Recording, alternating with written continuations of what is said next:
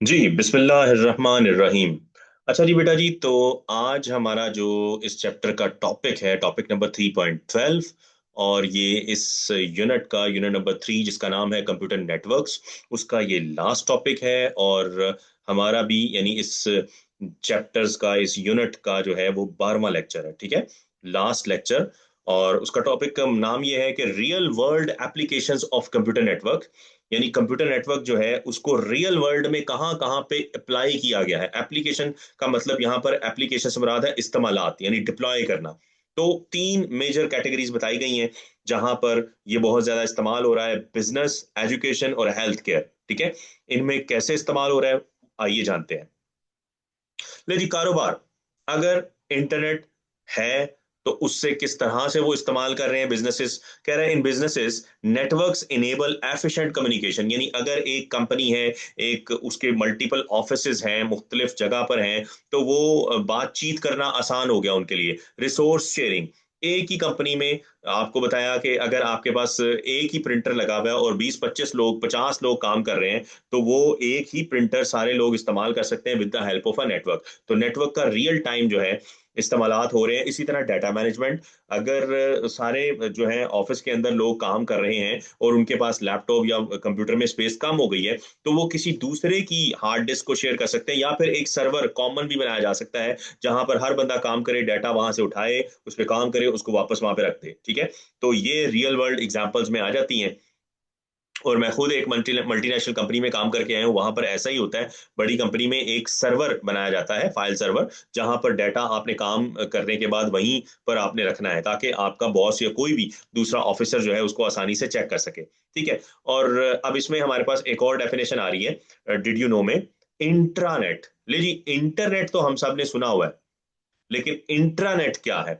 देखो, इंटरनेट का मतलब है कि पूरी दुनिया में, इंटरनेशनल, इंटरनेशन, इंटरनेशन से वर्ड निकला है, तो यानी कि पूरी दुनिया पे फैला हुआ जो नेटवर्क है वो है इंटरनेट। इंट्रानेट क्या होता है? इंट्रानेट यानी कि a within an organisation. ठीक है, सिर्फ उसकी उस कंपनी तक ही आप उसको यूज कर सकते हैं, उसके बाहर आप यूज नहीं कर सकते। सो इंट्रानेट की डेफिनेशन आ रही है। अब प्राइवेट नेटवर्क ये इस टॉपिक का हिस्सा नहीं है, लेकिन एज ए, चूंकि बीच में उन्होंने डाल दिया है तो हमें इसको पढ़ना है, और ये बोर्ड में आ सकता है, वेरी इंपॉर्टेंट। और ये सवाल भी आ सकता है कि डिफाइन इंट्रानेट, या फिर ये क्वेश्चन भी आ सकता है कि difference between internet and intranet. पुरानी बुक में ये सवाल था, आपकी बुक में नहीं है, तो ये एक्स्ट्रा शॉर्ट इसमें बनता है। और मुझे लगता है कि कहीं ना कहीं ये आ सकता है। इंट्रानेट और इंटरनेट में डिफरेंस क्या है? मैंने इंटरनेट आपको बता दिया, अब इंट्रा की बात करते हैं। A private network inside a company that uses internet technology. आगे बात जो अभी हम पिछले टॉपिक में पढ़ के आए हैं, कि क्या होता है कि वैन बनाया हुआ होता है, लोगों ने अपना पर्सनल, ठीक है, अपनी पर्सनल वैन बनाते हैं, लेकिन उसके ऊपर टेक्नोलॉजी इंटरनेट ही यूज हो रही होती है। ठीक है, लाइक वेबसाइट्स, तो only people within the organisation can access it. तो एक पासवर्ड होता है जो हर जो है एम्प्लॉय को दे दिया जाता है, तो वो ही बंदा जाकर अपना पासवर्ड लगाता है, तो उस तक वो पैगाम पहुंचता है। यानी हर कंपनी जो है एक अपना इंट्रानेट बना लेती है, कि वो इस्तेमाल उसके ऊपर इंटरनेट की टेक्नोलॉजी होती है, लेकिन वो रहता अपनी विद इन द चेन है, अपने विद इन ऑफिस एम्प्लॉय के दरमियान ही रहता है। ठीक हो गया, तो बिजनेसेस में इस तरह से भी नेटवर्क बनाए जा रहे हैं, और इसकी एग्जांपल यही है। कंपनीज यूज इंट्रानेट्स, ठीक है, to share information and resources securely within an organisation. अब जरूरी नहीं फिजिकली वो बंदा आपके पास हो, वो दुनिया के किसी भी कोने में हो सकता है, उसको वो लिंक भेजना है और वो पासवर्ड और वो देगा, तो उस तक वो चीज, वो पैगाम पहुंच जाएगा। ठीक हो गया, और ये सिक्योर होता है। उसमें वो काफी तरह के जो है वो बीच में जो है वो सिस्टम लगाए हुए होते हैं, ताकि कोई गैर कानूनी अनऑथराइज बंदा उसको एक्सेस ना कर सके। ठीक हो गया, तो ये एक रियल वर्ल्ड एग्जांपल हो गई हमारे पास कारोबार में। अब आते हैं एजुकेशन में। एजुकेशन में क्या है जी? Educational institutes use nets, networks, यानी इंटरनेट का इस्तेमाल सारी दुनिया में हो रहा है, और एजुकेशन में भी बहुत ज्यादा हो रहा है, to provide online learning platform. बहुत सारे ऑनलाइन लर्निंग प्लेटफॉर्म्स आपको अवेलेबल है। वर्चुअल क्लासरूम बना दिए जाते हैं। वर्चुअल का मतलब मैं आपको पहले बता चुका हूं, कि जो दिखने में आपको नजर नहीं आता, पर आप उसको फील कर सकते हैं। आपको ऐसा लगता है जैसे कि आप ये लेक्चर जब ले रहे होंगे अपने लैपटॉप पर या अपने मोबाइल पर, तो आपको ऐसा ही लगेगा कि हम क्लास में बैठे हुए हैं, अगर आप उसको फील करें तो। ठीक है, मैं बिल्कुल पूरी एनर्जी से वैसे ही पढ़ा रहा हूं, तो आपको भी चाहिए कि फुल एनर्जी से आप उसको सुने और जो भी आप अपने नोट्स बनाने चाहें तो बना सकते हैं। ठीक हो गया? तो virtual classroom and access to educational resources, यानी पूरी दुनिया की लाइब्रेरी आपके पास अवेलेबल हो जाती है। पहले पहल पीएचडी करना, रिसर्च करना, जर्नल्स लिखना बहुत मुश्किल हो जाता था, लेकिन गूगल ने आकर और इस तरह की बहुत सारी वेबसाइट्स ने आकर हमारी जो है बहुत सारे जो लेक्चरार हैं या जो मतलब डिग्रीज करना चाहते हैं, रिसर्च करना चाहते हैं, उनका काम आसान कर दिया। ठीक है? और इसके अलावा एग्जांपल्स क्या, रियल वर्ल्ड में एग्जांपल क्या होती है, जैसे वर्चुअल यूनिवर्सिटी है या कोई भी यूनिवर्सिटी है, वो अपना लर्निंग मैनेजमेंट सिस्टम बना देते हैं। ठीक है? एलएमएस बना देते हैं, वहां पे यूजर नेम पासवर्ड उसने लॉगिन करना होता है हर स्टूडेंट ने, वहीं पर उसको जो है वो लेक्चर मिल जाते हैं, वहीं पर उसको असेसमेंट्स मिल जाती हैं, वहीं पे उसके जो है वो क्विजेज आ जाते हैं। ठीक है ना?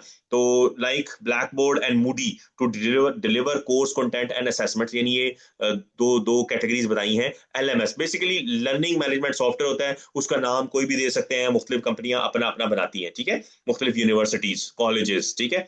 और तीसरे नंबर पे है जी हेल्थ केयर। हेल्थ केयर में भी आपको पता है कि नेटवर्क्स का बहुत ज्यादा इस्तेमाल हो रहा है। Health care network facilitate the sharing of patient information. मैं पहले बता चुका हूं कि देखो, एक बंदा है, एक पेशेंट है, वो दिल का मरीज भी है, वो जनाब उसको दांतों का प्रॉब्लम भी है, उसको जनाब किडनी का प्रॉब्लम भी है। तो ये आपको पता है कि गवर्नमेंट हॉस्पिटल्स में भी और डिफरेंट हॉस्पिटल्स में भी ये डॉक्टर्स की डिपार्टमेंट ही अलग है।